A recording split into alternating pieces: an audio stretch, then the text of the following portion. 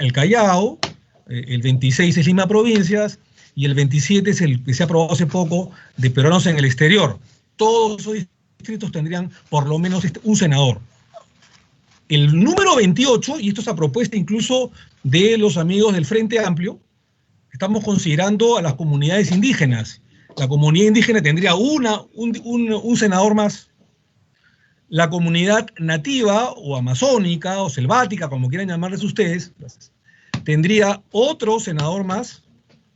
Y la olvidada, lamentablemente la olvidada comunidad afroperuana, la comunidad afroperuana o afrodescendiente, tendría un senador más. Un senador, mejor dicho. Entonces habrían 27 distritos, tendría cada uno un senador. El otro senador sería de la comunidad indígena, el 29 de la comunidad nativa o amazónica, y la número 30 de la comunidad afroperuana, que lamentablemente, históricamente han sido olvidados, esta comunidad afroperuana en el Perú.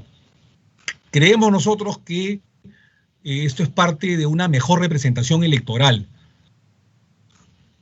que tendría que tener el Senado de la República. Entonces, 30 distrito nacional único y 30 distrito nacional electoral múltiple o regional. Un tema interesante es que, además, los 130 congresistas elegidos el 11 de abril de 2021, como ya he dicho, pasarán a ser diputados desde el 1 de enero de 2023, terminando sus funciones el 26 de julio de 2026, con lo cual se respeta, evidentemente, el mandato popular de abril del 2021, perdón. Con respecto al referéndum, y esto es importante decirlo, el referéndum del 9 de diciembre del 2018, se respetará la no reelección de congresistas. Con respecto al referéndum del 9 de diciembre, no estamos cambiando absolutamente el mandato popular señalado por la población mayoritariamente en que impide la reelección congresal. Con respecto al plazo, que se ha hablado mucho y a veces de manera poco conocedora por algunas fuentes o medios incluso, o personas opositoras a este cambio, que son pocas, pero son, con respecto a que la ley señalaría de que se está en la imposibilidad de hacer un cambio dentro de los 2 años con respecto al referéndum, debemos decir que esa es la ley 26300. La ley 26300. Esta ley 26300 es una ley de iniciativa ciudadana, que además no es aplicable a la presente iniciativa legislativa sobre bicameralidad, porque una cosa es la iniciativa ciudadana y otra cosa muy distinta es la iniciativa legislativa. Acuérdense ustedes de que el año 2018 fue una iniciativa incluso del Ejecutivo, el tema del referéndum, no fue una iniciativa ciudadana, pero además ya pasaron los 2 años, por lo tanto no habría ningún tipo de inconveniente. Séptimo, ya he mencionado de que la Cámara de Senadores no originará más gasto al erario público y que se mantendrá el actual presupuesto del 0.6%. Muchos dirán, ¿cómo? Bueno, el nuevo Congreso bicameral, a través de sus autoridades, tendrá que cumplir optimizando el gasto, optimizando el presupuesto, y hay diversas fórmulas que no las voy a comentar en este momento, ni poder adelantar, pero hay diversas fórmulas que pueden, digamos, llegar a conservar el 0.6%, además que estaría por ley en esta disposición transitoria. Desde el 2021 o 2001, hace casi 20 años, 19 años, a la actualidad, se han presentado más de 60 proyectos de ley que buscan el retorno de la bicameralidad. Existe entonces un consenso nacional político multipartidario al respecto. Según el Defensor del Pueblo, la bicameralidad es el legado más importante en materia de reforma política que el actual Congreso podrá dejar al país y a las futuras generaciones. En ese sentido, la Comisión de Constitución y Reglamento ha convocado, y a ustedes les consta, a los mejores constitucionalistas, a más de 14, 15 políticos, expertos a nivel nacional e internacional, para elaborar un dictamen que permita el retorno de la bicameralidad, la reconstrucción del Senado para las futuras generaciones. La Comisión de Constitución y Reglamento que es la casa de la reforma política y electoral, ha trabajado para dejarle al Perú un poder legislativo que permita una superior calidad de leyes y una mejor gobernabilidad de cara al centenario, o al bicentenario en este caso. Quiero decirles, y estas son estadísticas puras, pura y dura, que en los sistemas unicamerales, las leyes aprobadas por el Congreso de la República en 5 años, que pueden llegar entre 800 a 1000 leyes que aprueba el Parlamento en 5 años, la tercera parte son observadas por el Poder Ejecutivo. La tercera parte son observadas por el Poder Ejecutivo. Más de 300 leyes son observadas, baloteadas por el gobierno. Y muchas de ellas son declaradas inconstitucionales, lo que no sucede ni en un 10% cuando existe un Senado revisor y reflexivo. Hay cifras que dicen de que de 820 leyes aprobadas en 5 años por unicamerales, como esta, más de 330 son observadas por el Poder Ejecutivo, más allá que se insista o no después en el Parlamento. Más de 320 son observadas por el Ejecutivo o declaradas inconstitucionales de las 850 leyes aprobadas por el Congreso. Con esa misma cantidad de leyes aprobadas por el Congreso, cuando existe Senado de la República, solo 25 a 30 leyes en 5 años solamente son observadas por el Poder Ejecutivo y casi ninguna es declarada inconstitucional por el Tribunal Constitucional, valga la redundancia. Es ahí donde se optimiza tiempo y sobre todo se deja de gastar insulsamente millones de soles en leyes mal dadas entre gallos y medianoche por congresos unicamerales. Hay algunos que dicen, yo respeto su opinión, que la unicameralidad es suficiente porque existe la doble votación y que muchos bicameralistas pensamos que debe regresar el Senado, pero sin embargo en la doble votación la exoneramos. Pero hay un tema que es de fondo y que lo han dicho, y repito lo que han dicho muchos expositores, están los videos, que no se puede comparar la segunda votación con el Senado de la República. La segunda votación lo hacen los mismos congresistas de la República. Y es difícil que una misma persona pueda retractarse en 7 o en 8 días del voto que tuvo días atrás.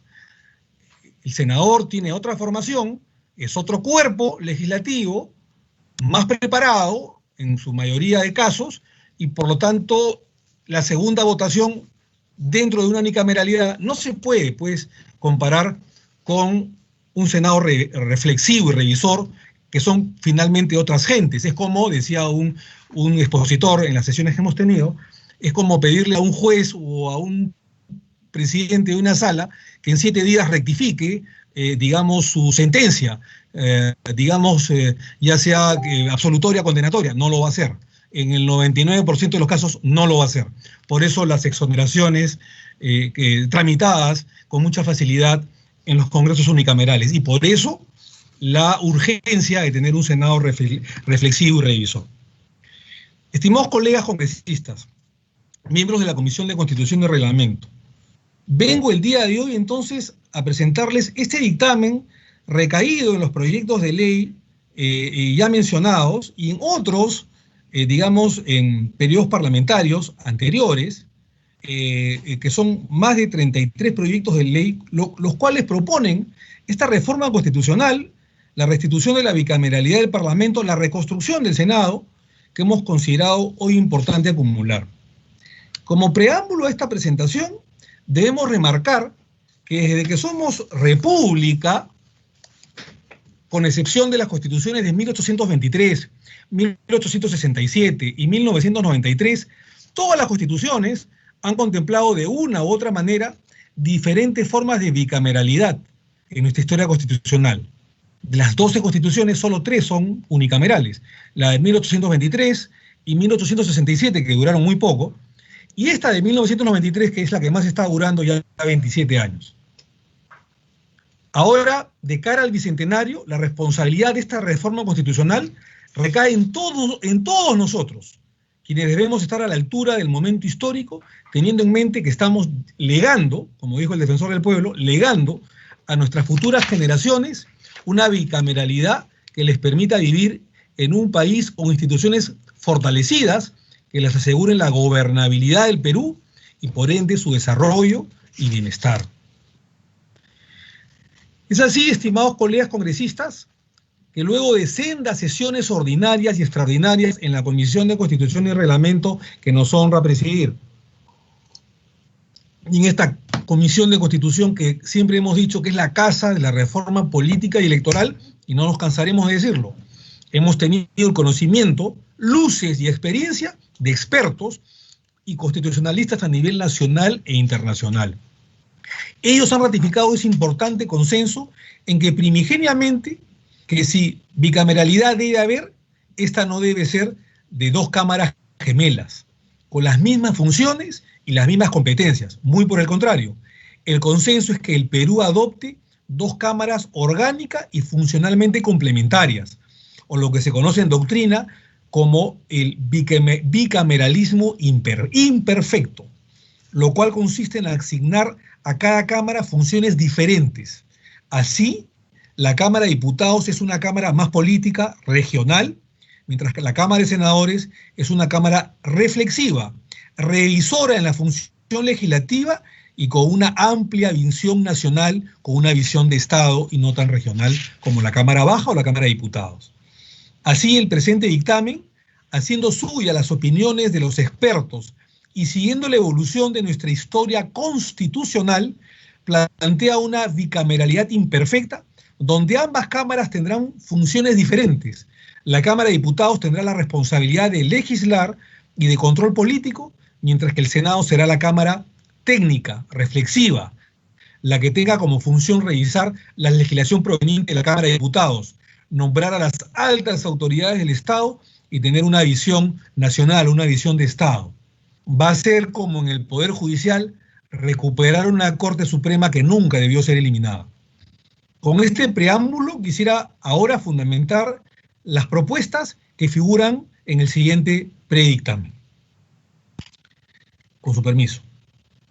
En primer lugar, existe un consenso político y partidario, el cual se ha visto reflejado desde el año 2001 en adelante, o 2000 incluso, y esto quiere decir que asistimos a 20 años de un consenso que se ha ido forjando poco a poco y que impulsa una reforma constitucional, la cual nos dirige hacia el bicameralismo.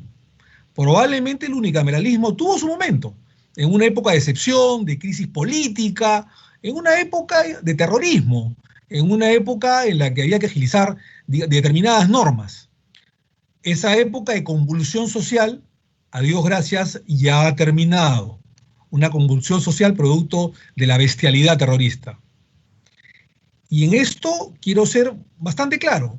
La mejor doctrina dice que el unicameralismo es para o países muy pequeños, de democracias en la que hay una demografía, digamos, de pocos millones de habitantes, de países muy pequeños, repito, o se da en momentos de convulsión social o de dictaduras. No es el caso del Perú. El Perú tiene más de 32 millones de habitantes y luego vamos a señalar cuál es la desproporción incluso en la subrepresentación o en la representación que existe, que lamentablemente está, venida menos con una subrepresentación trágica en un ranking en el mundo que está entre los últimos países de representación nacional. Y quiero decirles que además de tener 32 millones de peruanos, el Perú ya vive una democracia de varios años, sobre todo después de el fin del docenio de la dictadura militar entre 1968 a 1980, y después, como no, del golpe de Estado del 5 de abril de 1992. Por lo tanto, habiendo ya recuperado la democracia en el Perú, corresponde un sistema bicameral, reflexivo, que mejore la calidad de las leyes y la calidad y la imagen del Congreso de la República o del Parlamento. Y esto quiero citar a las diferentes bancadas que cada año, desde el 2004 en adelante, han presentado sendos proyectos de ley para el retorno a la bicameralidad, como por ejemplo Acción Popular, Alianza para el Progreso, Alianza Parlamentaria, el Partido Aprista, Alianza por el Gran Cambio, Concertación Parlamentaria, Fuerza Popular, Grupo Parlamentario Especial, Grupo Nacionalista Gana Perú, No Agrupados, y ya he mencionado el Partido Aprista, Perú Posible, Peruanos por el Cambio, Unidad Nacional, el PPC y el propio Poder Ejecutivo en el año 2018, entre otras. A las citadas bancadas también está el Partido Morado, en los últimos años. A las citadas bancadas podemos agregar los proyectos de ley presentados en el periodo legislativo 2016-2019 y el presente periodo legislativo del 2020-2021. Esto hace entonces un promedio de 60 proyectos de ley que acumulados se inscriben dentro de la reforma constitucional que busca el retorno de la bicameralidad. Existe entonces, estimados colegas congresistas, un consenso nacional político y multipartidario que se ha forjado a través del tiempo.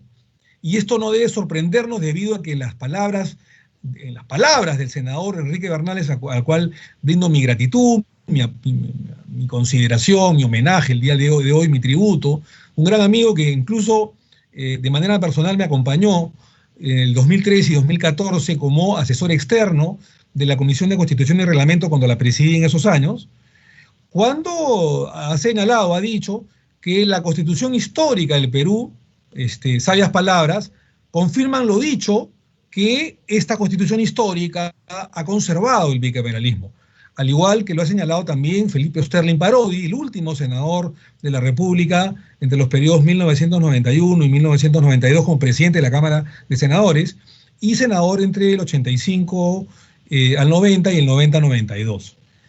Han dicho que la experiencia del bicameralismo ha sido y sigue siendo la expresión de un proceso de madurez política, abriendo espacios de estabilidad a lo largo de nuestra historia republicana. Ambos, Felipe Osterling como Enrique Bernales, ambos ex senadores, han señalado ello.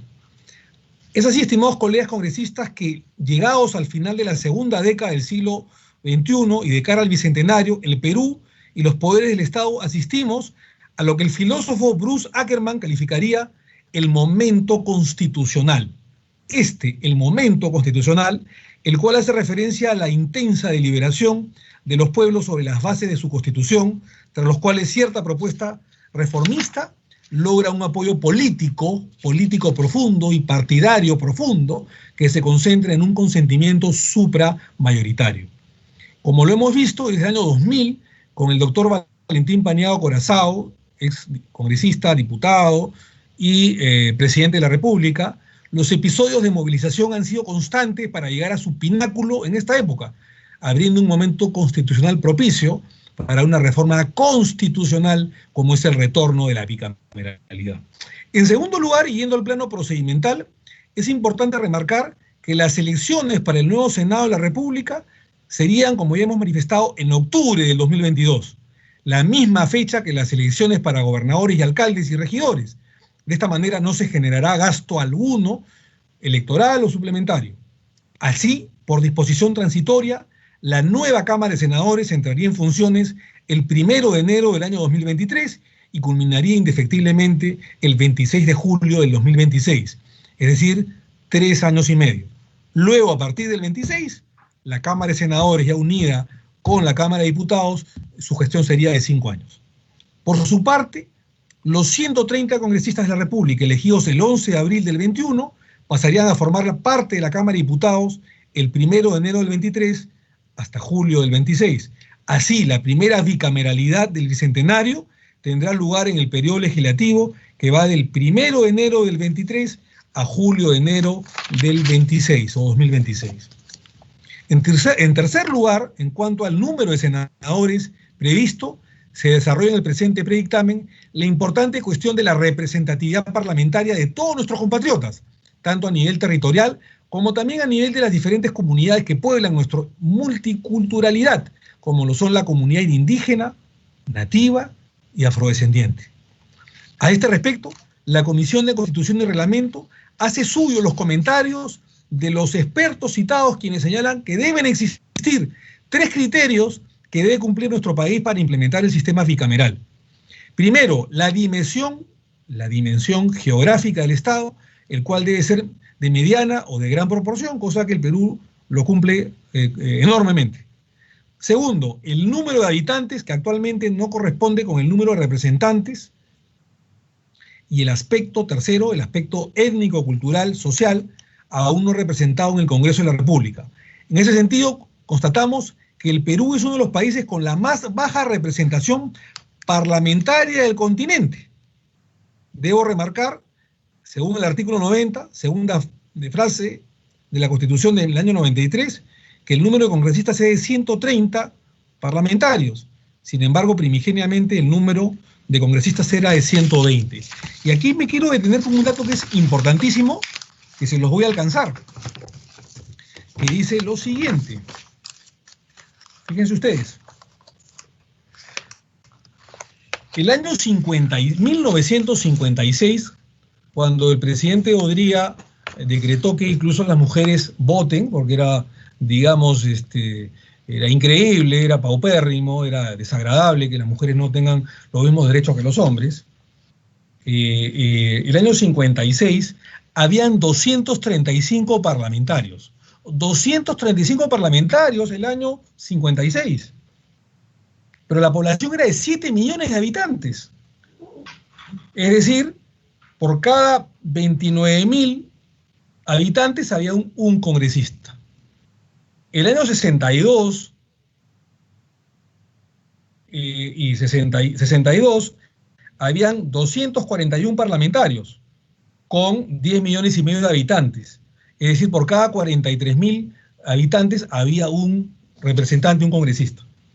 En 1963 habían, ya en la época del gobierno del presidente Fernando Belaúnde Terry, su primer gobierno, habían 184 parlamentarios, divididos en dos cámaras, 184 parlamentarios, para una población de 10 millones y medio de habitantes. Es decir, había por cada 56.000 habitantes un congresista. Y en 1980, recuperada la democracia después del docenio militar, habían 240 parlamentarios, 180 diputados y 60 senadores, con la mitad de población de la que hay ahora. Ahora hay casi 33 millones de habitantes. Con casi 33 millones de habitantes, en esa época habían 17 millones de habitantes, el año 80, o sea, hace 40 años, con la constitución de Aya La Torre, el 79, habían 240 congresistas, 180 diputados, 60 senadores. Pero apenas habían 17 millones de habitantes, casi la mitad de lo que hay ahora. Es decir, que por cada 74.000, ojo, por cada 74.000 peruanos había un representante, que es la media internacional, que dice que por cada 70, 80.000 representantes debe haber un congresista. El año 90, con la llegada del señor Fujimori al poder, se mantuvo los 240 parlamentarios para 21 millones de personas. Es decir, que por cada 90.000 personas había un representante. Se mantenía más o menos la media. Pero después comenzamos a degenerar esto y a tener una subrepresentación totalmente anormal. El año 95 teníamos apenas 120 parlamentarios con la nueva Constitución del 93. 120 parlamentarios para casi 23 millones de personas. Es decir, que por cada 188.000 personas había un representante, un congresista, lo cual es absolutamente anormal. El año 2000, ni qué decir, seguían 120 congresistas para casi 26 millones de personas. Es decir, porque por cada 216.000 personas había apenas un congresista. El año 2006 seguían los 120 parlamentarios en la Constitución, es decir, que pero aumentó la población, los habitantes. Es decir, que por cada 27.219.000 habitantes en el Perú, habían de 226.000 habitantes, había apenas un representante. El 2011, cuando llegó Ollantumala, se aumentó en Congreso anterior, se aumentaron 10 congresistas apenas, es decir, de 120 a 130 parlamentarios, en una sola Cámara. Pero ya teníamos cerca de 30 millones de habitantes, y con cerca de 30 millones de habitantes, eso significaba que por cada 229.000 personas, apenas un representante. Estábamos prácticamente en la cola de representación nacional, lo cual es absolutamente negativo. El año 2016, con la llegada del señor Kuczynski, siguieron los 130 parlamentarios, pero aumentó la población a 32 millones de personas, casi. Es decir, que por cada 244.000 244.815 personas, apenas un representante. Y hoy, el día de hoy, en pleno siglo XXI, año 2020, tercer milenio, 2020, 130 parlamentarios continuamos, pero ha aumentado la cantidad de personas. Ya no tenemos como hace 4 años 31.826.000 personas. Ha aumentado cerca de 1 millón de personas más. Tenemos 32 millones, según el último censo, 32.625.000 personas. Es decir, que por cada 250.000 personas, hay apenas un congresista de la República. Fíjense ustedes el tamaño de la desproporción que hay. Eso creo que es importante decirlo. Considerándose entonces muy inferior para un país de más de 32 millones de habitantes y en constante aumento poblacional, se procedió entonces a modificar el artículo 90 de la Constitución para aumentar el número de congresistas de 120 a apenas 130. Sin embargo, y pese a este esfuerzo de aumento de 10 congresistas, el Perú tiene uno de los parlamentos con la menor representación en el mundo, está en la cola de representación. Creo que ni Venezuela lo tiene.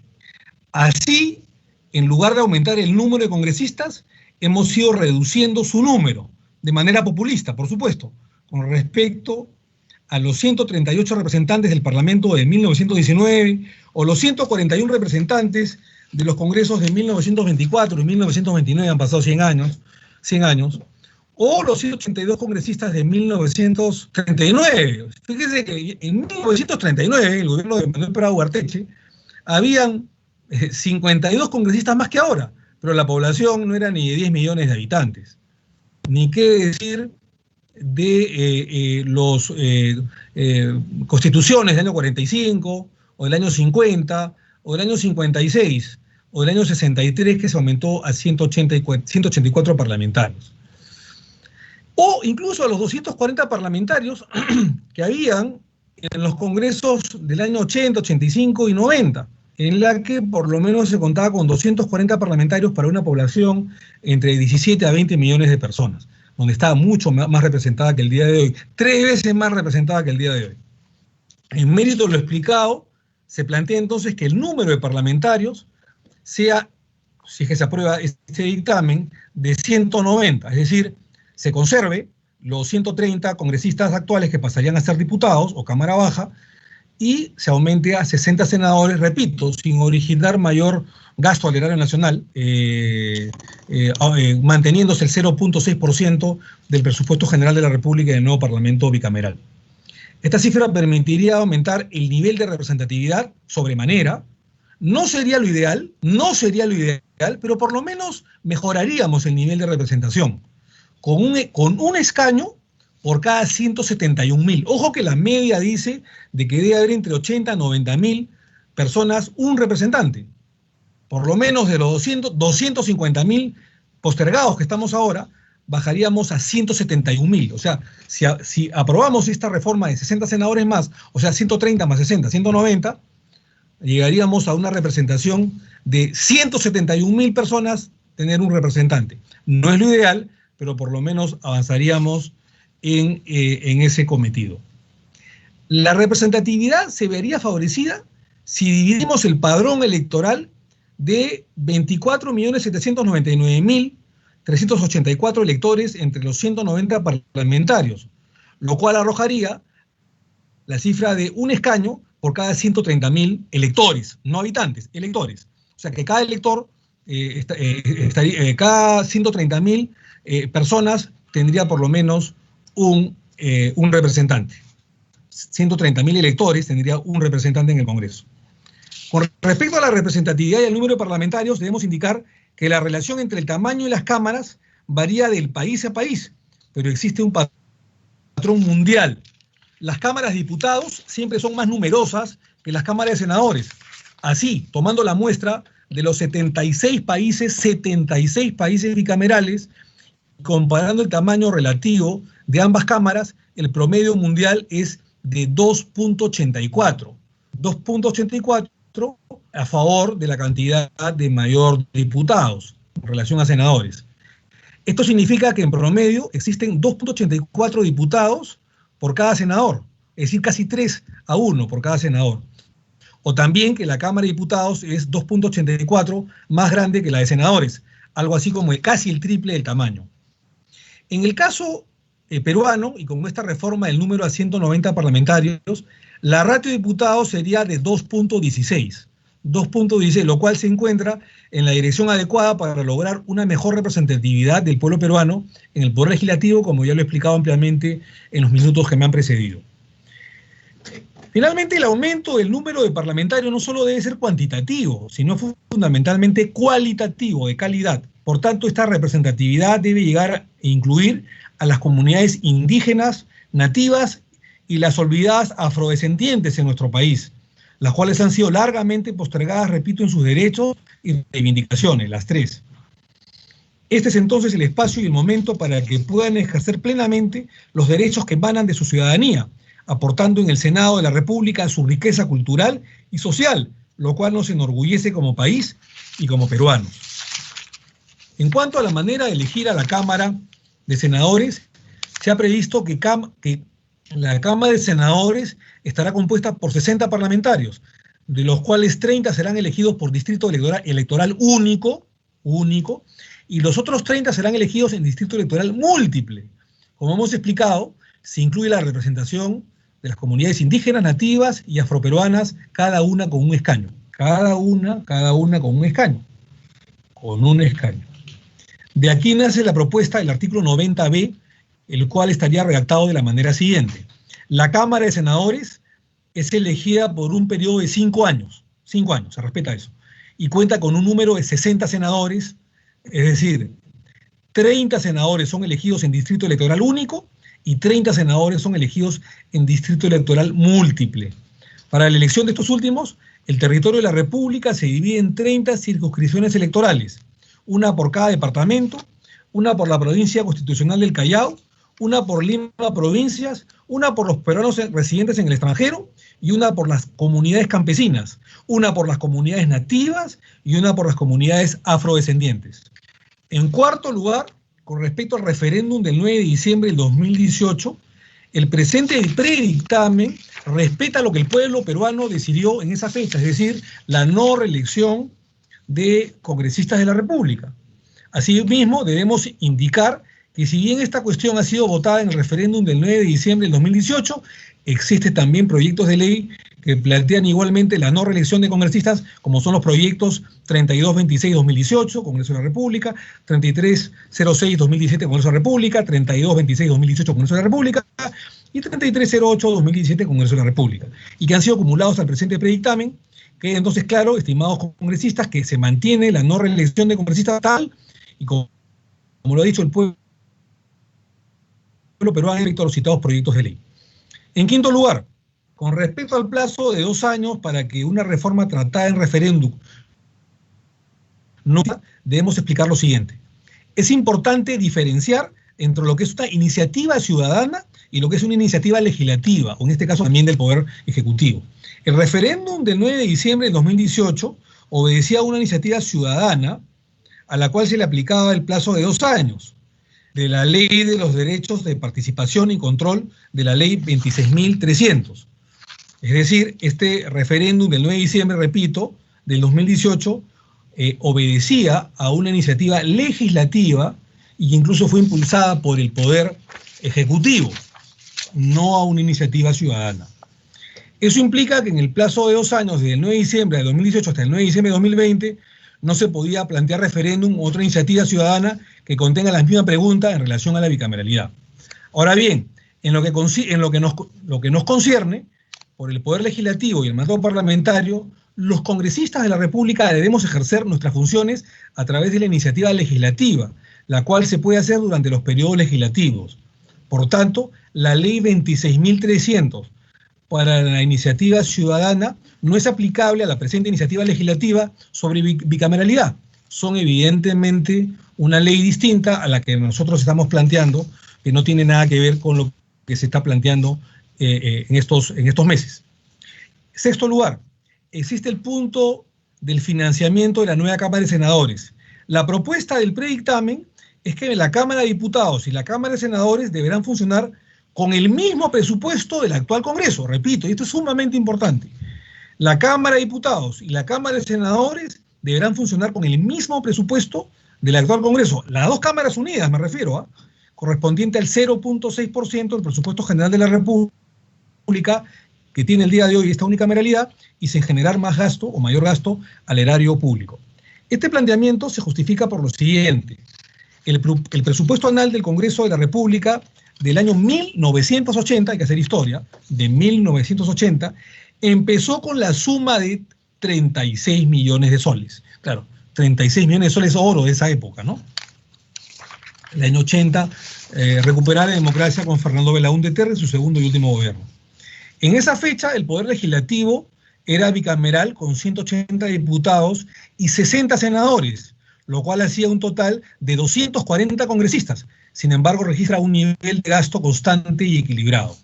Desde 1980 hasta 1992, año de la disolución del Congreso, el gasto de funcionamiento del nuevo Congreso unicameral pasó a 65 millones de soles en 1992.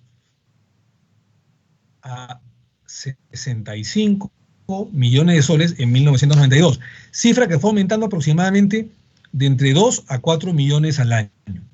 En 1993, año en que se pone en funcionamiento el sistema unicameral, el presupuesto del Congreso, lejos de, digamos, a contramano de lo que muchas personas piensan, al ser una cámara y no dos, y ser la mitad de congresistas, de 240 a 120, lejos de ahorrarse plata, lejos de bajar el presupuesto, aumentó de 65 millones de soles a 67 millones de soles, o sea, aumentó 2 millones de soles más.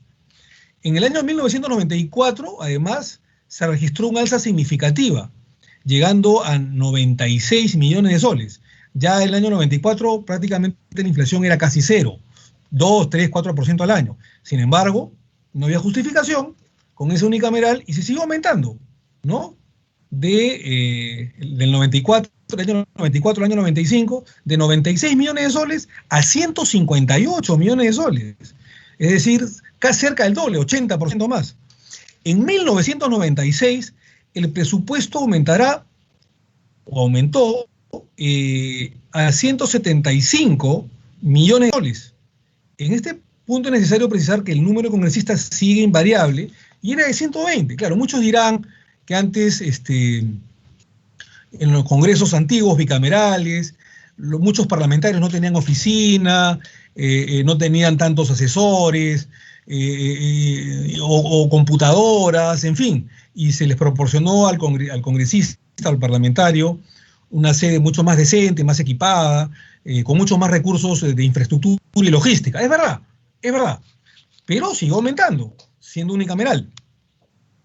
En 1998, queridos colegas, el 97 era un presupuesto de 215 millones de soles. Y en el año 1998 llegó un presupuesto de 245 millones de soles. En 1999 a 282 millones de soles. Y en el año 2000 a 300 millones de soles. 300 millones de soles, ¿no? En el año 2001 aumentó a 351 millones de soles. Y esto fue creciendo. Luego ese presupuesto se redujo, hubo una ley de austeridad en la época del finado, que en paz descanse, presidente del Congreso de esa época, Henry Piz García. Con Henry Piz García, el 2003, bajó de 351 millones de soles que había, de 351 millones a 294 millones de soles por la ley de austeridad. De las cifras presentadas podemos colegir que un parlamento bicameral hasta 1992 gastó mucho menos que un parlamento unicameral. Así, el gasto consolidado es que un parlamento bicameral costó 667 millones de soles, consolidado de todos los años, 667 millones de soles contra, digamos, un parlamento unicameral que costó 6 veces más. O sea, llegó a 4.000 millones de soles. O sea, de 660 millones de soles a más de 4.000 millones de soles. Vuelvo a reiterar, yo sé que algunos van a decir de que en ese Congreso bicameral, digamos, no habían, digamos, las comodidades, las oficinas personales que ahora tiene el Congreso unicameral. Es verdad, pero estamos poniendo las cifras sobre el tapete y sobre la mesa. El día de hoy, señores congresistas, el presupuesto para el funcionamiento del Congreso de la República, para ya no hablar solo de cifras, es de 0.6. Apenas el Poder Legislativo le causa al Estado peruano el 0.6%, menos del 1% del presupuesto general de la República, 0.6%. En consecuencia, el presente predictamen plantea que el aumento del número de senadores que hace falta, que son 60, no deba generar costo adicional al erario nacional ni al fisco y mantenerse en ese 0.6% del presupuesto general de la República. No hay excusa para decir que esta bicameralidad costará un centavo más, porque no va a costar más. Porque según la ley y la disposición complementaria que estamos colocando en el predictamen, no debe costarle obligatoriamente ni un sol más, ni un centavo más, ni un dólar más, ni un euro más, ni un penique, ni una libra, ni un yen más al Estado peruano. En séptimo lugar, con respecto a la edad y la formación para senador. Tradicionalmente en el Perú, como lo expone o lo he expuesto en su momento en esta Comisión de Constitución, nuestro consultor del Consejo Consultivo, miembro del Consejo Consultivo, Carlos Blanca Bustamante, es ministro de Justicia, es diputado, la edad para ser senador ha sido siempre o normalmente de 35 años de edad. 35 años de edad que además se condice con lo estipulado para el presidente de la República, que también es 35 años de edad. Aunque también hay que decir que no hay al respecto un criterio jurídico constitucional alguno. En los Estados Unidos de América los senadores pueden tener a partir de los 30 años, ser electos, y 21 para los diputados o representantes, como les quieran llamar, de la Cámara Baja. Asimismo, las edades para ser senador en los proyectos de ley presentados oscilan entre 35 y 40 años de edad. Se constata igualmente que el nivel de América Latina, la edad para ser senador, oscila entre 35 y 40 años. Colombia es a partir de los 30 años. ¿Eh?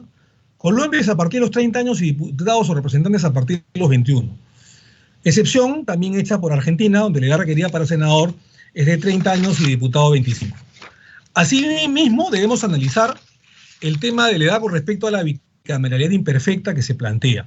En el caso de esta, nuestra bicameralidad imperfecta, ambas cámaras tendrán funciones diferentes. Como ya se ha llegado a un consenso de los señores que han participado, tanto congresistas de esta Comisión de Constitución y analistas políticos. Ambas cámaras deben tener funciones distintas y como decía Javier Vallarriestra, al cual saludamos a la distancia y exhortamos a que siga su conservación en cuanto a su salud, no puede existir nuevamente una cámara gemela, ¿no? Por eso la bicameralidad imperfecta es el consenso a la que hemos llegado todos. De donde es necesario que los requisitos sean igualmente diferenciados entre un diputado y un senador, porque no tendría sentido ejercer diferencia alguna entre ambos si fueran a ejercer las mismas actividades y funciones, o ser, como hemos dicho, cámaras gemelas o cámaras de espejo. En consecuencia, y por el tipo de bicameralidad imperfecta que se plantea, es conveniente proceder a una diferenciación en cuanto a los requisitos para acceder a la Cámara de Senadores. Esto debido a que la finalidad objetiva es elevar el nivel de idoneidad del senador con respecto a sus capacidades profesionales, técnicas y éticas. Es necesario sin embargo, tomar en cuenta la observación general del número 25 de las Naciones Unidas, del numeral 25 de Naciones Unidas, que en su artículo 15 prevé lo siguiente. 15 dice, la realización efectiva del derecho y la posibilidad de presentarse a cargos electivos garantiza que todas las personas con derecho de voto puedan elegir entre distintos candidatos. Toda restricción del derecho a presentarse a elecciones, como la fijación de una edad mínima, deberá basarse en criterios objetivos y razonables. Las personas que de otro modo reúnan las condiciones exigidas para presentarse a elecciones no deberán ser excluidas mediante la imposición de requisitos irrazonables o de carácter discriminatorio, como el nivel de instrucción, el lugar de residencia o la descendencia o causa de su afiliación política. Nadie debe ser objeto de discriminación ni sufrir desventajas de ningún tipo a causa de su candidatura. ¿Por qué? Esto ya lo hemos debatido, señores colegas, en otras comisiones de constituciones que me honró presidir, cuando algunos parlamentarios querían poner dentro de la Cámara de Senadores requisitos como títulos universitarios, maestrías o doctorados. Esto originaba discriminación porque esta elección democrática, política, por elección popular, por sufragio libre de la gente, no es pues una elección académica, ¿no? No es una postulación a un título, a un trabajo, a una profesión, a una empresa, no. Es un tema eminentemente político, y político es democrático. Por lo tanto, más allá de ser peruano de nacimiento, gozar de sufragio, ser un peruano en ejercicio hábil y tener una edad mínima de madurez, no debe existir mayor discriminación al respecto. Pusimos incluso, en algún momento se acordarán, el ejemplo del famoso jilguerito del Huascarán, ¿no? Que fue un compositor ancachino, que postuló y fue asambleísta de la famosa Asamblea Constituyente, y que fue uno de los 120, me parece, que elaboraron la Constitución del año 79, de la Torre. Bueno, el jilguerito del Huascarán, que ahorita no me acuerdo el nombre, era ancachino y no sabía leer y escribir. Y hubo una discusión bizantina durante Perú conservador de aquella época, en la que se decía cómo una persona que no sabía ni leer ni escribir podía ser asambleísta y podía ser uno de los elaboradores de una constitución política en esa asamblea. Y esa discusión quedó zanjada con Aya de la Torre, Luis Alberto Sánchez, Prialé, Jorge del Prado, en fin, a grandes juristas, constitucionalistas de esa época, en la que se señalaba de que esta era una elección democrática, de voto popular, política, y no tenía por qué tener un fin discriminatorio por un título universitario o no. La participación política requiere al respecto el principio entonces de no discriminación, requisito importante para la realización de cualquier proceso de participación política, a fin de evitar que determinados sectores de la sociedad sean excluidos. Para eso entonces están los partidos políticos para, digamos, uno, invitar a los mejores cuadros partidarios al Senado, los mejores cuadros políticos, jurídicos, digamos, al Senado, los mejores, digamos, cuadros, figuras públicas al Senado, pero también de los partidos políticos que a través de sus academias de política puedan forjar los mejores cuadros políticos que vayan al Senado de la República. Su marginación, entonces, de diversas personas les impediría dar a conocer sus problemas, plantear sus propuestas y manifestar su posición frente a cualquier medida gubernamental. Tomando en cuenta lo precedente y considerando la regulación de condiciones para ser elegido o elegir a un senador, restricciones como el nivel de formación académica, saber leer y escribir o estar en posesión de grado profesional, maestría o doctorado, incidirían directamente en el universo de posibles candidatos. En consecuencia, es de considerarse desproporcionados tales requerimientos para acceder al Senado. Cabe recordar que es también responsabilidad de las organizaciones políticas, como decía, quienes concurren a la formación y manifestación de la voluntad popular. Obrar de manera a presentar a los electores a sus mejores candidatos, a los más aptos, para asumir la responsabilidad de representarlos en el Senado de la República o Cámara Alta. En cuanto a la edad, y siempre teniendo en consideración la labor diferenciada en las cámaras, el requisito de la edad es un elemento importante para diferenciar ambas actividades y la madurez de los representantes. En ese sentido, una edad mayor del requerimiento de 25 años para ser diputado es, creo yo, lo justo. Creemos, además, por lo escuchado en los debates. Cabe recordar que en nuestra historia constitucional la edad de 35 años era exigida tanto en la Constitución de 1823 como la de 1933 para ser senador. Esta edad implicaba darle reflexión y madurez necesaria a la función para la toma de decisiones. Asimismo, el mínimo de edad es un elemento importante a tomar en cuenta, sabiendo que la sociedad peruana del siglo XXI se caracteriza por una alta expectativa de vida y múltiples posibilidades de formación. Han habido algunos proyectos que hablaban de una edad de 40 años, incluso quien habla propuso en algún momento una edad de 40 años en el proyecto que presenté para ser senador. Otras incluso proponían hasta 45. Sin embargo, el consenso fue 35, tomando en cuenta también que el presidente de la República, la edad para elegir al presidente de la República es 35, pero no puede ser que el senador tenga una edad como requisito de más años que el propio presidente de la República. No puede ser un contrasentido que un senador para ser electo tenga como mínimo la edad de 40 años y el presidente de la República 35. Entonces creemos nosotros que equiparándolo, como han hecho las últimas constituciones, de 35 senador y 25 diputados, es lo más justo. Este planteamiento corresponde también a la edad para ser candidato, repito, a la presidencia y vicepresidencia de la República, incluso para ser ministro de Estado, con lo cual no habría razón para elevar la edad más allá de los límites ya señalados, que además, repito, son los razonables y según lo escuchado por las propias declaraciones y comentarios que han tenido ustedes y los proyectos de ley que están a la vista. En octavo lugar, como se indicaba, una de las primeras reflexiones estuvo a cargo de la Comisión de Estudio de las Bases de la Reforma Constitucional peruana, creada con el objetivo de plantear un texto constitucional que reemplace la Constitución de 1993. Dicha comisión, en su informe del año 2001, con respecto a la bicameralidad, llegó a la siguiente conclusión. Vista la experiencia reciente en el país, quiero decir que en esta comisión, además del año 2001, formada por Valentín Paniagua, estaba gente excelsa, de mucha experiencia, que incluso había adoptado, digamos, la vida política, y algunos, no todos, fueron congresistas, senadores y diputados. Dentro de esta comisión, de esa época, para la reforma política, para llegar a la bicameralidad, estaban gentes que actualmente los tenemos como miembros del Consejo Consultivo, como por ejemplo un gran jurista como Alberto Borea Odría, que fue diputado y senador, un gran jurista como Enrique Bernales Ballesteros, que también fue senador de la República varias veces, constituyente, y también gente que ha sido ministra de Estado, diputado, como Carlos Blancas, o como el propio, no siendo congresista, pero sí ministro de Estado y embajador y constitucionalista excelso, como Francisco Eguiguren Praeli, que también todos ellos han venido a dar charlas a esta Comisión de Constitución y que son miembros del Consejo Consultivo de nuestra Comisión de Constitución y Reglamento. ¿Qué cosa dijeron en el 2001 ellos y otros más?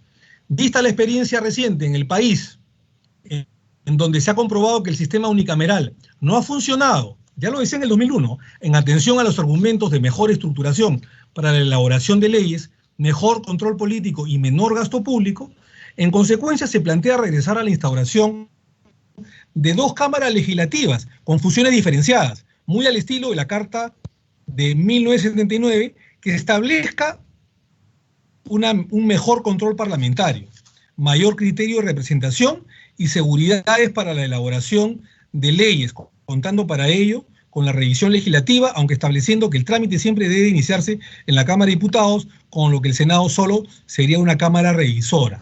Ojo que ya lo decían en el año 2001, esto no es nuevo. Precisamente con respecto al mayor criterio de la representación, debemos señalar que son varios los elementos que integran o forman parte del concepto de democracia representativa. Algunos de ellos están relacionados con la elección de los gobernantes por los gobernados, la existencia de un cierto grado de maniobra de los representantes en el ejercicio de su función, la libertad de expresión y la formación de la opinión pública y el hecho de que las decisiones se alcancen mediante debate y deliberación.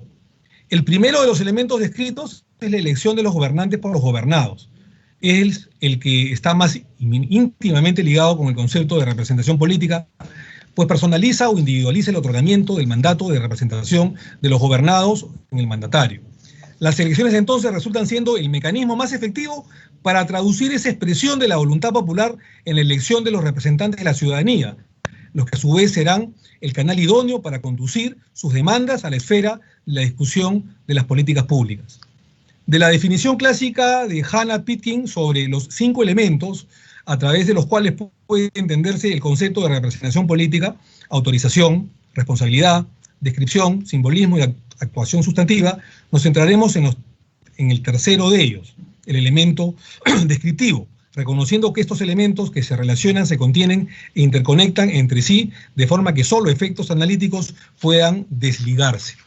El énfasis en uno u otro de estos elementos explicará las distintas posiciones sobre los diagnósticos de la crisis de la representación y las propuestas de mejorar la democracia representativa y avanzar en la calidad de los regímenes democráticos. El elemento descriptivo de la representación política es aquel que permite a los ciudadanos identificarse con sus representantes, es decir, que se vean reflejados en ellos que los efectos describan en su propio comportamiento, agenda y demandas las necesidades del grupo que representa. Este elemento resulta vital en sociedades multiculturales como la peruana, pues el carácter descriptivo de la representación está íntimamente ligado a una relación espejo entre representados y representantes. Estos últimos personifican a los primeros y permite a través de su elección que la voz y las demandas de distintos grupos sociales, étnicos o culturales alcancen los niveles de discusión necesarios en el camino de la implementación de las políticas públicas que persiguen. Como puede apreciarse, las características de los representados en cuanto describen al grupo que representan resultan una de las cuestiones más relevantes cuando se analizan las acciones afirmativas que se adoptan para favorecer a un grupo determinado de electores, asignándoles escaños o representación directa a través del sistema electoral que se elija para lograr tales efectos. En el caso del artículo 90b propuesto en el predictamen, la combinación del distrito electoral único para elegir 30 senadores y el distrito electoral múltiple para elegir la otra mitad del Senado, logra conciliar los conceptos de representación y representatividad, pues combina un espacio de elección a nivel de todo el territorio del país y luego distribuye el resto de escaños disponibles de manera uniforme entre todos los departamentos del Perú, incluidas las circunscripciones especiales en el Callao, Lima Provincias y la de peruanos en el exterior, recientemente incorporadas a nuestra legislación a través de la Ley 31032. Sin embargo, la propuesta normativa desea ir más allá y no se circunscribe a los distritos electorales reconocidos por nuestra legislación, sino además que los amplía a las comunidades campesinas, indígenas, a las comunidades nativas o selváticas, amazónicas, y tercero, a las comunidades afrodescendientes, tan olvidadas, incorporándose sectores que históricamente no estuvieron nunca representados en el poder legislativo. Y eso hay que decirlo y subrayado, con letras negras y rojas, si es posible. Y esto de incluir comunidades en el Senado, un representante de la comunidad campesina, otra de la comunidad nativa y otra de la comunidad afrodescendiente, es también un pedido que hay que recalcar y relevar de bancadas como el Frente Amplio, también de la bancada del FREPAP, y también de Unión por el Perú, entre otras. Esta incorporación en un país pluricultural y multiétnico como el Perú no solo es una necesidad, sino también una obligación de parte de quienes hacen las leyes. También fue una discusión, y debo decirlo, en mi partido, en mi bancada de Alianza para el Progreso, y del líder de nuestro partido, poder también, al igual que las otras bancadas, incluir, digamos, a las comunidades afrodescendientes, a la comunidad nativa y a la comunidad campesina, que, repito, han sido muy olvidadas durante muchísimos años o décadas. Por lo tanto, esta incorporación obedece a un país pluricultural, multiétnico en el Perú, y no solo es una necesidad, sino también una obligación de parte de quienes hacemos las leyes. Nadie puede negar la deuda histórica de representación que tienen estos sectores sociales olvidados y que solo puede saldarse con la elección de sus propios representantes de entre sus miembros para garantizar la representatividad ya descrita entre representantes y representados. Podemos concluir con seguridad que la propuesta enmarcada en la reforma constitucional que incorpore el artículo 90b a la Constitución Política del Perú para la conformación del Senado sería la siguiente. Artículo 90b. El artículo 90b diría: la Cámara de Senadores es elegida por un periodo de 5 años y cuenta con un número de 60 senadores. 30 senadores son elegidos en distrito electoral único y 30 senadores son elegidos en distrito electoral múltiple. Para la elección de estos últimos, el territorio de las circunscripciones electorales se divide en la siguiente: en 30 circunscripciones electorales, una por cada departamento, una por la provincia constitucional del Callao, una por Lima Provincias, una por los peruanos residentes en el extranjero, una por las comunidades campesinas, una por las comunidades nativas y una por las comunidades afrodescendientes. Nadie podrá decir en este pleno de la comisión que se ha querido limeñizar como antes el Senado de la República. Creo yo que esta representación abarca a todos y a todas. Esta propuesta engarza con propiedad criterios proporcionales a través de distrito electoral único en el que se elegirán más senadores donde haya más electorado, eso está claro, pero también criterios territoriales, debido a que todas las circunscripciones tendrán al menos un representante, y criterios de representatividad, ¿no? Al darle representación a sectores sociales con características propias, étnicas y culturales, entre otras, lo que coadyuvará a que la representación nacional, como comúnmente se le dice al Parlamento, responda, ahora sí, a su naturaleza de ser. Noveno. En noveno lugar, el presente predictamen plantea la bicameralidad imperfecta, la cual requiere analizar las distintas funciones y distribución de competencias entre la Cámara de Diputados y la de Senadores. Actualmente estas atribuciones en número de 10 se encuentran previstas en el artículo 102 de la Constitución, de donde podemos colegir funciones normativas, fiscalizadoras, sancionadoras y autoritativas. Es sobre la base de estas atribuciones que debemos estructurar las competencias futuras de la Cámara de Diputados y de la Cámara de Senadores. Veremos en la fórmula legal presentada, teniendo presente que las atribuciones son las siguientes. Normativas, corresponden las iniciativas legislativas, aprobación de leyes de reforma constitucional, orgánicas, ordinarias, autoritativas, ley de presupuesto, ratificación de tratados internacionales y legislativos. 2, fiscalizadoras y de control político, lo que cubre las comisiones investigadoras, las cuestiones de confianza e investidura, la censura ministerial o el control de actos normativos del Poder Ejecutivo, lo cual comprende a su vez los tratados internacionales, ejecutivos, TIE, los decretos legislativos, decretos de urgencia, declaratorias de regímenes de excepción. Asimismo, las atribuciones sancionadoras, lo cual comprende la acusación constitucional, la vacancia presidencial o la remoción por falta grave de altos funcionarios del Estado. Finalmente, tenemos una atribución con respecto a la 4, designación y ratificación de los altos funcionarios como el Contralor General de la República, Defensor del Pueblo, magistrados del Tribunal Constitucional, Superintendente de Banca y Seguro y Administradora Privada de Fondos de Pensiones y los miembros del Banco Central de Reserva. Esta parte necesita entonces la colaboración entre la Cámara de Diputados y la Cámara de Senadores. Para esto conviene resaltar el artículo 43 de la Constitución Política, según el cual el Estado es uno e indivisible y se organiza según el principio de separación de los poderes. Sin embargo, es precisamente de este precepto del que se colige el principio de colaboración y cooperación entre poderes, más aún de aquellos formando parte del mismo poder, en este caso el Poder Legislativo.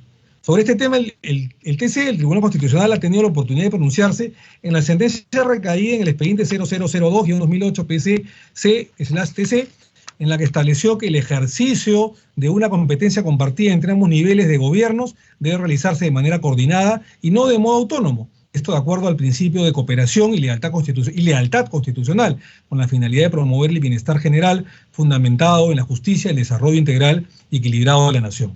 Dentro del marco del principio de división de poderes, se garantiza la independencia y la autonomía de los órganos del Estado. Ello, sin embargo, no significa en modo alguno que dichos órganos actúan de manera aislada y como compartimentos estancos, sino que exige también el control y balance, lo que se denomina el check and balance entre los órganos de Estado. Ese es el espíritu, entonces, que debe reinar en las diferentes atribuciones que se plantean en la fórmula legal del presente predictamen. 10. En décimo lugar, conviene analizar el control de los actos del Poder Ejecutivo. Según el Tribunal Constitucional, en su resolución número 006-2018 TC, con respecto a la separación de poderes recurriendo a los preceptos desarrollados por el Barón de Montesquieu sobre la separación de poderes, advierte que es importante asignar una Cámara dentro del Poder Legislativo, el control de los actos del Poder Ejecutivo, así el control político de los actos del Poder Ejecutivo en mérito a la función de fiscalización. En un Parlamento bicameral imperfecto se debería asignar a una de las cámaras o de manera excepcional compartir un Parlamento reunido, principalmente, o sea, diputados y senadores juntos. Principalmente este control recae sobre los llamados actos normativos del Poder Ejecutivo, decretos legislativos, decretos de urgencia y los decretos supremos que declaran regímenes de excepción, así como la cuestión de confianza y la moción de censura a los ministros. Según los proyectos analizados, es la Cámara de Diputados, repito, es la Cámara de Diputados quien puede delegar en el Poder Ejecutivo facultades legislativas delegadas. En consecuencia, y de acuerdo a la premisa inicial de propulsar una bicameralidad imperfecta, una sola de las cámaras, o sea, la Cámara de Diputados, debe ocuparse del control político. En ese sentido, sería necesario que sea la Cámara de Diputados la que se especialice en el control político concreto. Así la Cámara que otorga facultades se encuentre facultada a ejercer el necesario control político. Debemos precisar que sería contradictorio que si es la Cámara de Diputados la que otorga las facultades legislativas al Poder Ejecutivo para su control sean ambas cámaras las que ejerzan el control, originándose una duplicidad de funciones que es necesario evitar. Con respecto a los decretos de urgencia, ellos obedecen también al control político que debe ejercer la Cámara de Diputados. Sin embargo, es otro el razonamiento en lo que concierne a los regímenes de excepción, cuyo control político debe ser efectuado por la Cámara de Senadores. En ese sentido, los proyectos de ley analizados son unánimes en hacer de la Cámara de Diputados la que ejerza dicho control. La Comisión de Constitución y Reglamento hace entonces suyas tales propuestas legislativas. En cuanto a la cuestión de confianza ministerial y a la moción de censura, dicha tarea eminentemente de control político debe ser ejercida por la Cámara de Diputados. Los proyectos analizados tienen posiciones distintas, otorgando tanto a la Cámara de Diputados como a la de Senadores tal responsabilidad. Una vez más, por el criterio de especialización, es necesario que sea la Cámara de Diputados, la Cámara política, la que ejerza el control de los actos de gestión de los ministros y determine su responsabilidad política. Sin embargo, la cuestión de confianza o voto de confianza o, según algunos otros, voto de investidura al presidente del Consejo de Ministros y a su gabinete, esta no debería dar lugar al voto de confianza por parte del Congreso, como lo plantea también el proyecto de ley 6404-2020. Esto se podría hacer tal y como ya se preveía en el artículo 224 de la Constitución Política de 1979, Constitución de la Torre, el cual decía lo siguiente: el presidente del Consejo de Ministros concurre a las cámaras reunidas en el Congreso en compañía de los demás ministros para exponer y debatir el programa general del gobierno y las principales medidas políticas y legislativas que requiere su gestión. Es decir, la exposición del presidente del Consejo de Ministros no da lugar al voto de confianza del Congreso de la República. Y eso es lo que se mantiene en este dictamen, a diferencia de la Constitución de 1993. Y entre otras cosas, para evitar crisis políticas que ya hemos tenido últimamente.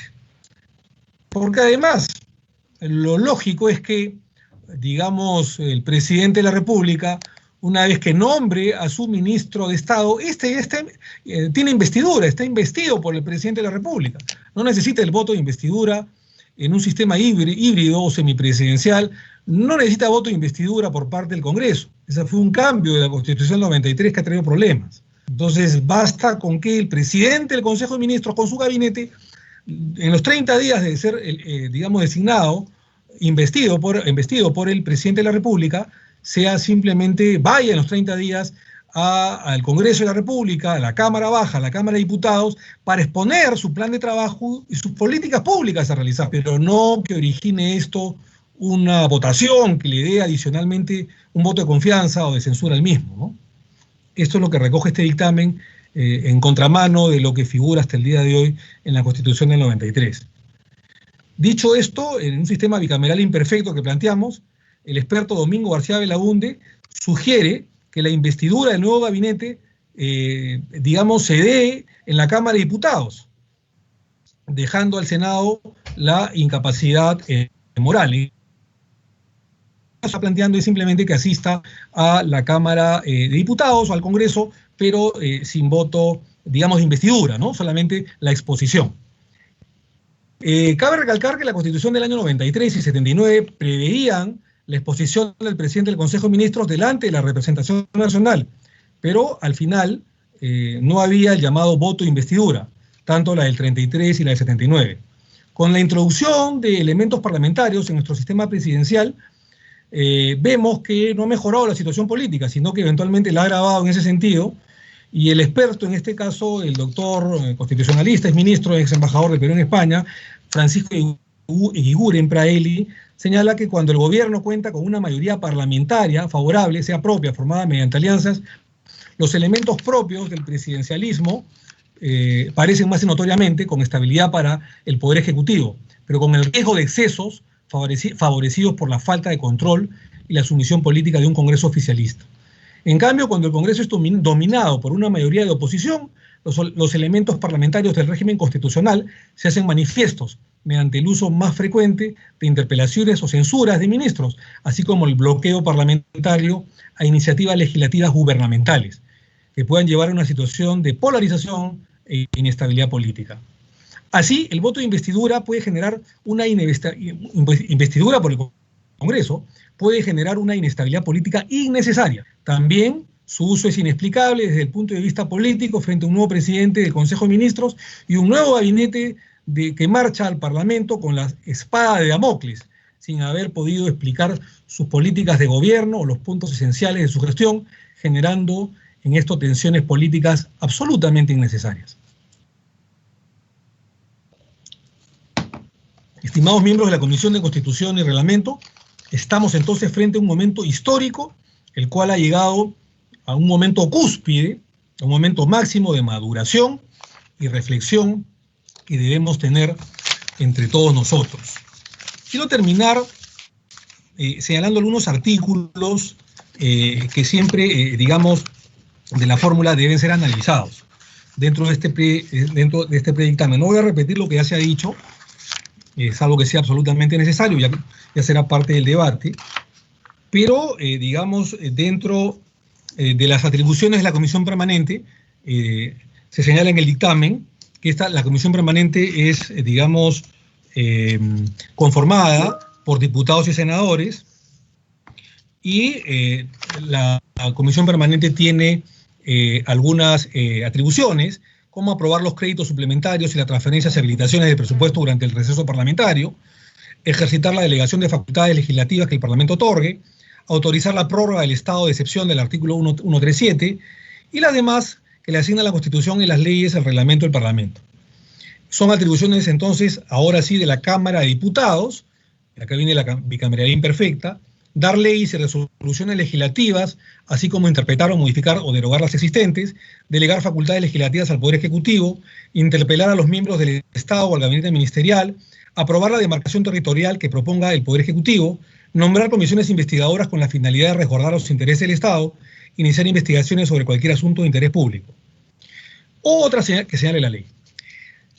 En cambio, son atribuciones del Senado de la República o de los senadores revisar los proyectos de ley aprobados por la Cámara de Diputados, dar leyes orgánicas y de reforma constitucional, aprobar o desaprobar los tratados internacionales, aprobar o modificar el presupuesto y cuenta general de la República, declarar la vacancia de la presidencia de la República sin encontrar responsabilidad en las infracciones constitucionales contenidas en el artículo 117 de la Constitución, designar al defensor del pueblo, al Contralor General de la República, a propuesta del presidente de la República con el voto de los 2/3 del número legal de sus miembros, elegir a los magistrados del Tribunal Constitucional con el voto de los 2/3 del número legal de sus miembros, autorizar al presidente de la República para salir del país, todo esto es el Senado, elegir a los 3 directores del Banco Central de Reserva y ratificar la designación de su presidente con la mayoría absoluta del número legal de sus miembros, o remover a los miembros del BCR por falta grave con el voto de 2/3 del número legal de sus miembros, remover a los miembros de la Junta Nacional de Justicia por falta grave mediante acuerdo adoptado con el voto conforme de los 2/3 del número legal de sus miembros, ratificar al superintendente de Banca y Seguros, también señalar los límites de condiciones de los créditos internos y externos, prestar consentimiento para los ingresos de tropas extranjeras en el territorio de la República, siempre que no afecte en forma alguna a la soberanía nacional. Durante el interregno, revisar la legislación delegada y decretos de urgencia dictados por el presidente de la República y proceder a su prórroga, modificación o derogatoria si fuera el caso. También elaborar su reglamento interno y otras que señala la ley. Asimismo, se señala que el proyecto rechazado en la Cámara de Diputados, según el artículo 107A que estamos agregando, no puede ser, el proyecto rechazado en la Cámara de Diputados no puede ser tratado nuevamente en la misma legislatura. Asimismo, señalamos que los proyectos aprobados